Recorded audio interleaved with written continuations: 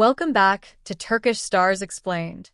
If you're new here, this is the channel where we break down Turkish stars going global, what's real, what's hype, and what the headlines actually mean. Today's video is more behind the curtain than usual because Yaman just gave one of his most honest public interviews in a while at Vanity Fair Stories 2025. And the reason people are reacting so strongly isn't just because he talked about Sandokan.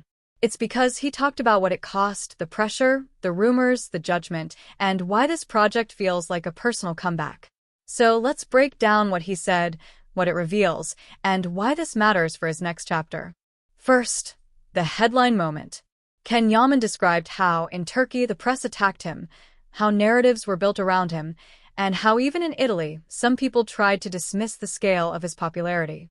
One example he mentioned really stuck with people: the idea that fans in the street were being framed as paid extras, like the crowd wasn't real. Now, whether you're a fan or not, you can understand why that hits a nerve. Because it's not just criticism of your work. It's criticism of your reality. It's someone telling you, your success isn't authentic. And in the entertainment world, that's one of the biggest power games there is. If you can make the public doubt the authenticity, you can shrink the impact. So when he says Sandokan feels like his revenge, what he's really saying is, this is my proof. Not loud proof. Not social media proof. Not fan edit proof. Industry proof. A serious, high-profile project that stands on its own and can't be waved away as hype. And that's the second key point. This interview isn't just emotion. It's positioning. Because Sandokan isn't just another role. It's a specific type of role that changes how the industry sees you. It's physical, disciplined, and built for a mainstream audience that may not care about fandom at all. It's also a production designed like an event series, which means it's meant to travel. So when Yaman frames it as a comeback, he's not saying, I'm back, to fans. He's saying, I'm here to the market. And that brings us to the part that makes this interview so watchable. He doesn't present himself as a victim. He presents himself as someone who chose discipline over noise.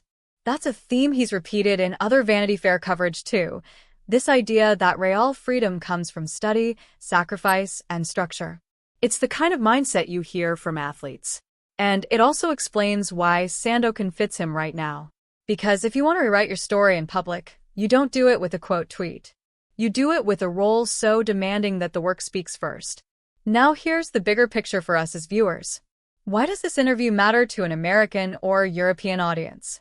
Because global careers don't grow on "everyone loves me." They grow on "I can survive pressure, controversy, and reinvention, and still deliver." That's what international casting directors and producers care about. Not just popularity, durability. So if you've been watching Yaman's trajectory, this Vanity Fair moment is basically a signal flare. He's not doing the viral clip strategy. He's doing the reset my narrative with work strategy. And honestly, that's how you build a long runway. Now, I want to throw a question to you. Do you think interviews like this help an actor go more global? Or do you think the work should speak and interviews just add drama? Drop your take in the comments.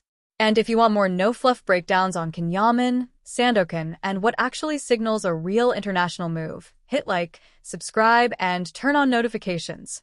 Thanks for watching Turkish Stars Explained, and I'll see you in the next video.